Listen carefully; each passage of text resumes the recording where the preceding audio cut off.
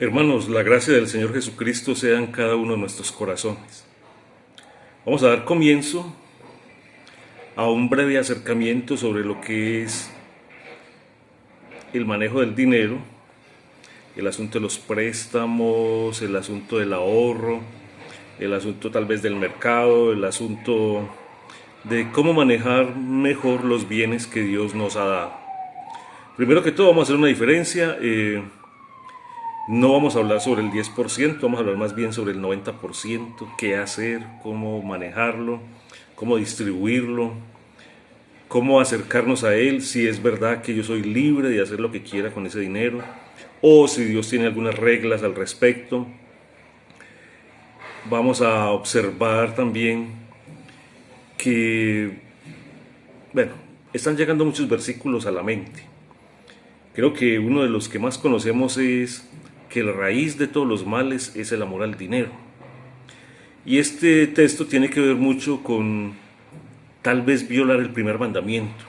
El primer mandamiento dice que amarás al Señor tu Dios con todo tu corazón, con toda tu alma, con todas tus fuerzas. Y parece que el dinero sí logra eso, hacer que una persona lo ame con el corazón, con las fuerzas, madruga a hacer dinero, se acuesta haciendo dinero. Su mayor esencia y su mayor sentido de vida es tener dinero. Ahora bien, una cosa es tenerlo y otra cosa es administrarlo. Una cosa es ganarlo y otra cosa es saber qué hacer con él.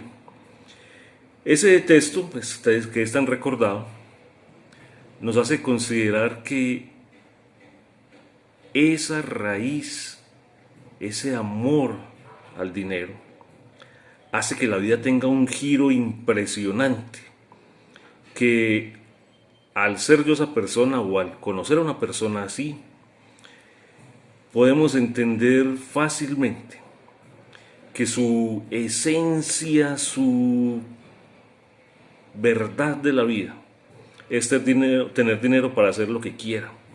Entonces sí es verdad que la raíz de todos los males es el amor al dinero.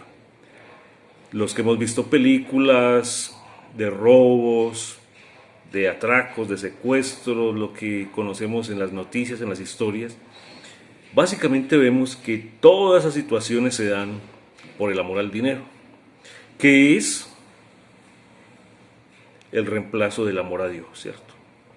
Es el punto donde flaqueamos. Otro detalle sobre esto tiene que ver con el famoso concepto de espiritual y espiritualidad. Yo quiero partir de un elemento muy básico de la escritura. Para el espiritual, todo es espiritual. No hay una tal diferencia entre secular y espiritual. ¿Usted dónde se congrega? Ah, me congrego en tal parte. ¿Y qué hace secular? Como si la espiritualidad fuera uno y el trabajo fuera otro aspecto de la vida, otro donde no caben los valores ni los principios de la escritura. Recordemos que Martín Lutero nos expresó hace mucho tiempo que el trabajo es el lugar donde yo desempeño labores y me remuneran por ello. El trabajo es el lugar donde Dios me ha puesto para expresar su gloria. Dicho de otra manera, no todos somos misioneros, no todos somos pastores, no todos nos vamos a otro país a llevar la palabra de Dios, no todos estamos en el mismo país y vamos a ciertas zonas a comunicar la palabra de Dios. Pero lo que sí nos quiere decir Martín Lutero, que lo extrae de la escritura, es que el lugar donde yo estoy es mi centro misionero. Allí donde trabajo, allí donde me remuneran, es mi centro misionero donde yo expreso las verdades de Dios y vivo para la gloria de Dios. Así que el trabajo es una expresión más de la espiritualidad. Y recuerden que el trabajo se lo inventó Dios. Y para los que están sufriendo ya, el trabajo se lo inventó Dios antes de la caída del ser humano. Es decir, ya era voluntad de Dios que el ser humano trabajara, que trabajara como agricultor en el huerto y en toda la creación que Dios había hecho. Entonces, bueno, otro aspecto tiene que ver con la sabiduría. Un creyente debe tener sabiduría para manejar el dinero. Un creyente debe tener sabiduría para administrar los bienes de Dios.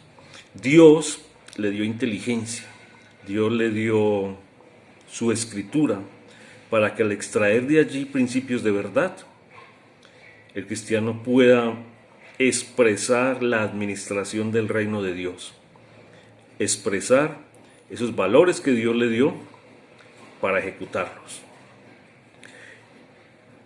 Generosidad, gracia, son criterios esenciales en la vida del creyente. Inicié diciendo que la gracia del Señor sea con ustedes.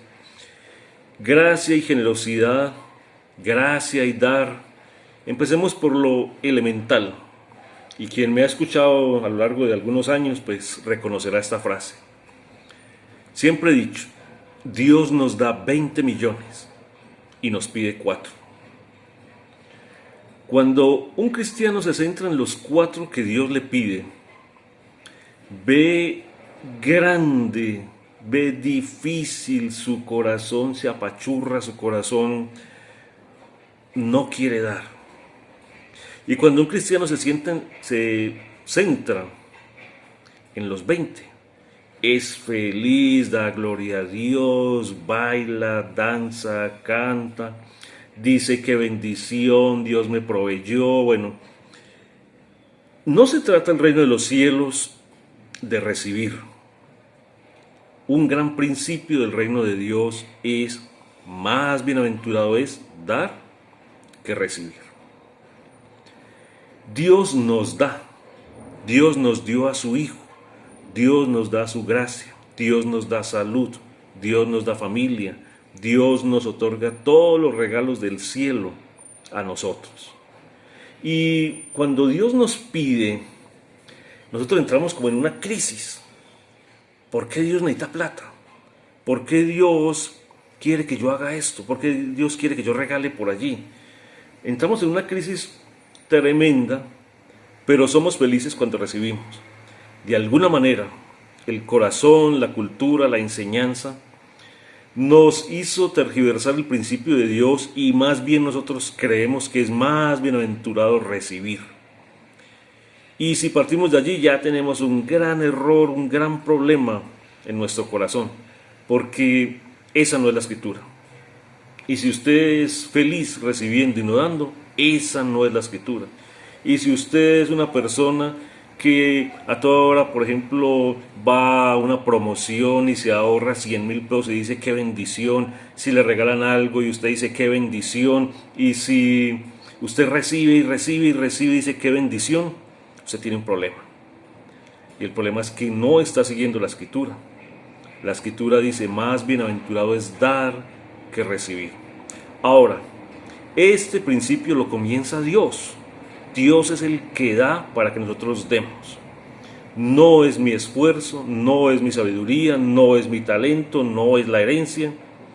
Es dar de lo que hemos recibido. Ahora usted va a decir, bueno, pues que yo no tengo para dar. Si usted no tiene para dar, ese es el punto al cual ha llegado por andar recibiendo. Es decir, si usted está en un punto delicado de su vida, en el manejo de lo que Dios le dio, y usted no aprendió a dar, por eso está donde está. Porque no es el principio de Dios recibir, acumular, guardar, de tal manera que usted no pueda dar. Eso no puede ser. Ahora, otra cosa es el ahorro, donde usted programa, donde usted tiene propósitos y objetivos específicos en Dios para lograr objetivos. Vamos a comenzar muy tenuemente, muy suavemente, el reconocimiento de estos principios en la Escritura.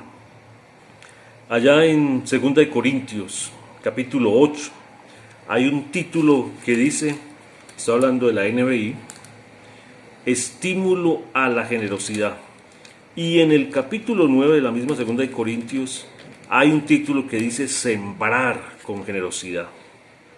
Casi que yo quiero hablar un poco porque me va a faltar mucho espacio, para hablar de la teología de la generosidad. El cristiano que no es generoso no ha entendido a Dios, no quiere ser como Dios, más bien quiere ser un receptor de Dios, pero no quiere parecerse a Dios. Y la función del cristiano, como su nombre lo dice, cristiano es Cristo pequeño, es ser como Dios, es parecerse a Dios. Y todo lo que la Escritura nos pide es que esa imagen y semejanza que tenemos de Dios podamos proyectarla en esta tierra para parecernos un poco a Él. Soy santo por cuanto Él me ha hecho santo. Soy libre por cuanto Él me ha hecho libre. Soy una persona feliz por cuanto Él me ha hecho feliz. Es decir, lo que tengo lo recibo de Él para expresar lo que Él quiere. Y si como cristianos no tenemos en nuestra esencia el dar, quiere decir que no hemos entendido a Dios. Dios nos ha dado todo y esa será la base de nuestro ejercicio aquí. Dios el proveedor, Dios el Señor, Dios el que se adelanta, Dios el que sabe qué necesito para seguir el camino. Él siempre da. Ahora, cuando Él da, Él dice, bueno, ya te he dado, ahora úsalo como yo quiero, da como yo quiero. En Corintios capítulo 8 empecemos a mirar algunos criterios esenciales. Voy a leer la NBI, capítulo 8, versículo 1 en adelante. Ahora, hermanos, entonces estamos hablando de la iglesia. Pablo le está hablando a los hermanos. Queremos que se enteren de la gracia que Dios ha dado a las iglesias de Macedonia. El dinero, la posesión, el bien, es una gracia de Dios. Es de Dios.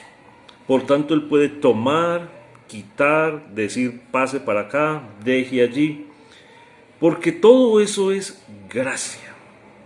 Y gracia es lo que recibimos permanentemente. Recordemos ese texto tan conocido que dice, de gracia recibiste, dad de.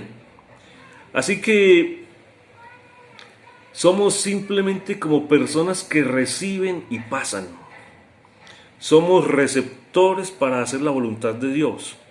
Somos los que en oración, en lectura de la Escritura, en vivencia espiritual, entendemos lo que Dios quiere y hacemos.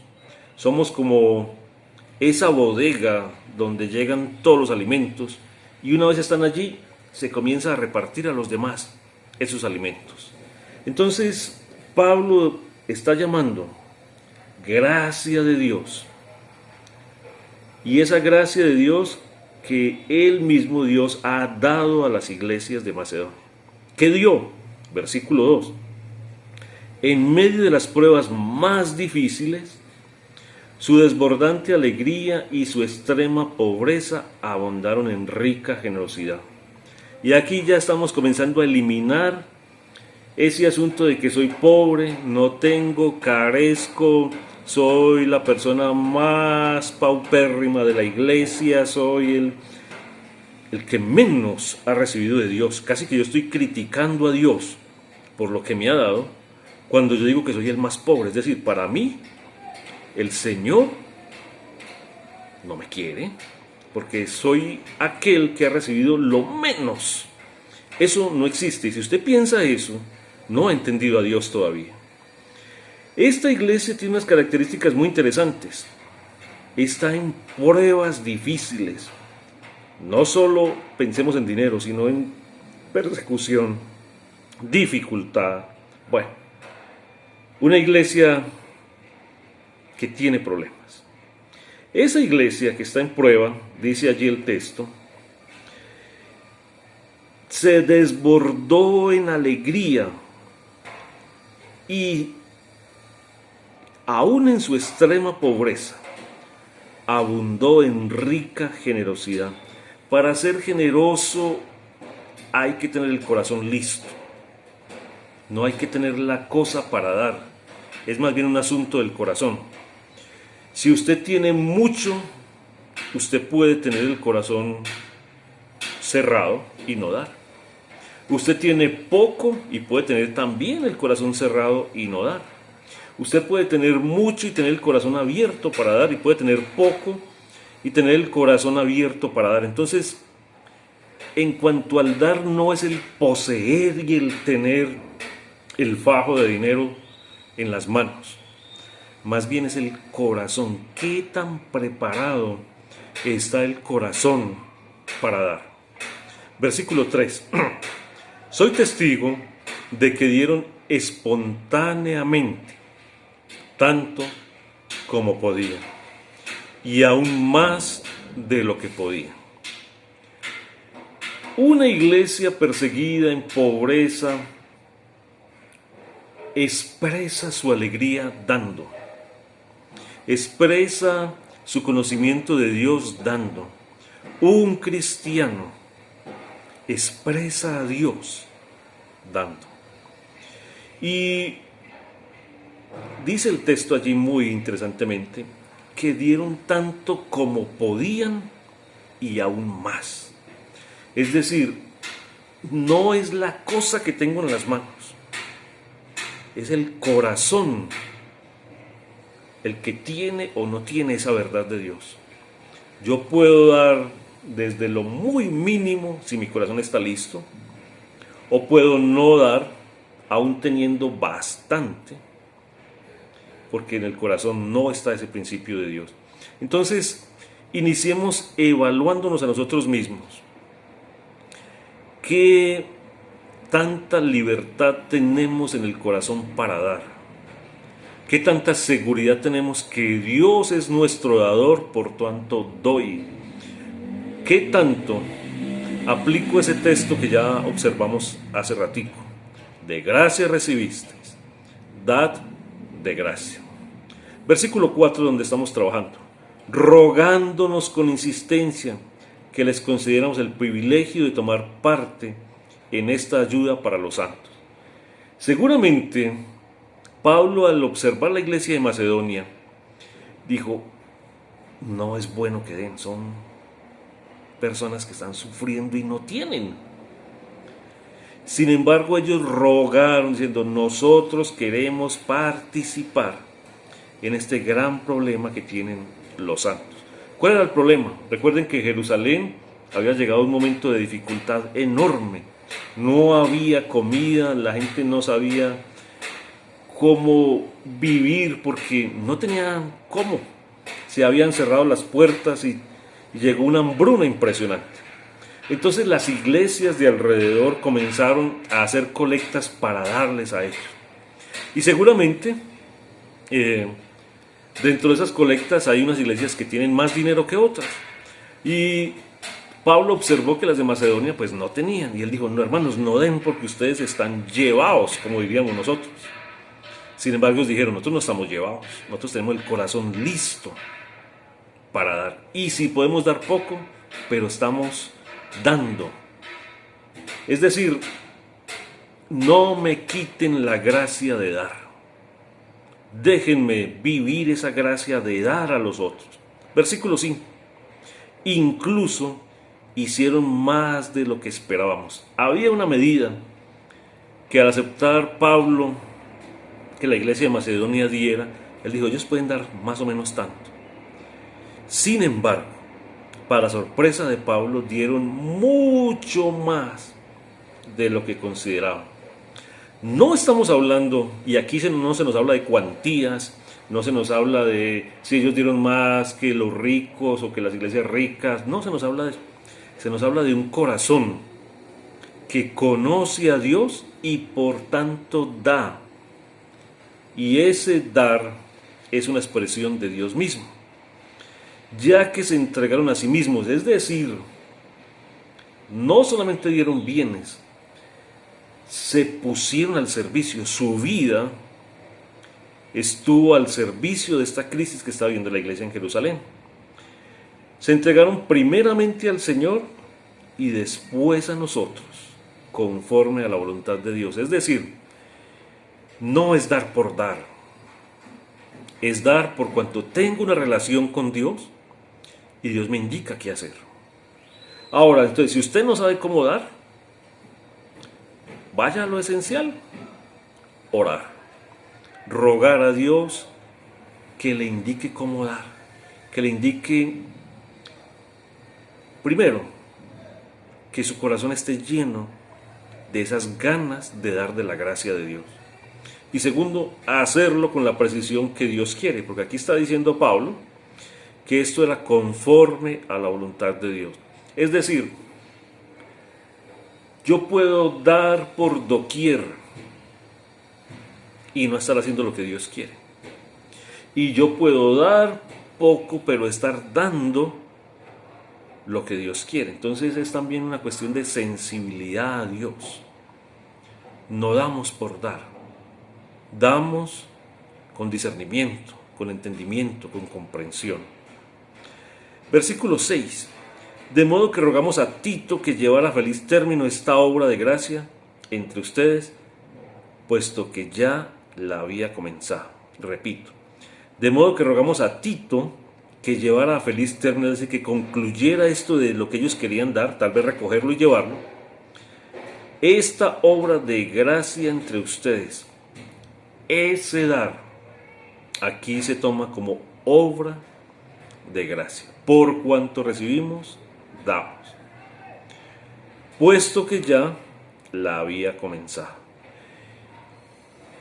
Tanto los hermanos de Macedonia como Tito ya estaban en esa recolecta para dar. Ahora, si usted percibe el manejo de la palabra gracia en este texto y generosidad, usted va a tener que hacer una evaluación.